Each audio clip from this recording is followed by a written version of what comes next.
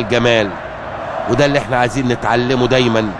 بكلم جماهيرنا الكبيرة، وسلام محترم من جهاز ولاعبي نادي الزمالك ومحمد حلمي مع عبد الله السعيد، وادي سعد سمير مع حلمي، واللاعيبة كلها راحت تسلم. برافو عليك، برافو عليك. هي دي المشاهد الطيبة، هي دي المشاهد الطيبة. جنش وسعد سمير، وعايزين دايما الروح الجميلة دي تبقى هي اللي موجودة باستمرار. معروف يوسف رايح ايضا يسلم على زملائه من النادي الاهلي. منتهى الجمال احمد رفعت، برافو برافو برافو. ولحظة مواساة مطلوبة، لحظة مواساة مطلوبة في هذه اللحظات، مطلوبة، مفيش كلام.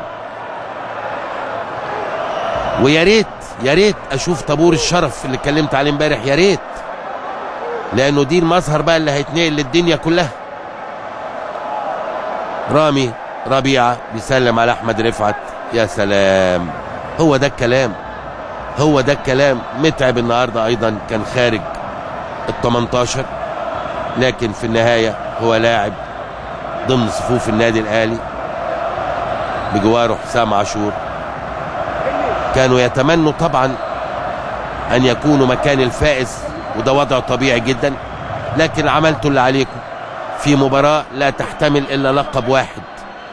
كنتوا قريبين منه في لحظات وبعد عنكم في لحظات اخرى، وهي كرة القدم، وهي كرة القدم. محدش اثر لا من هنا ولا من هنا.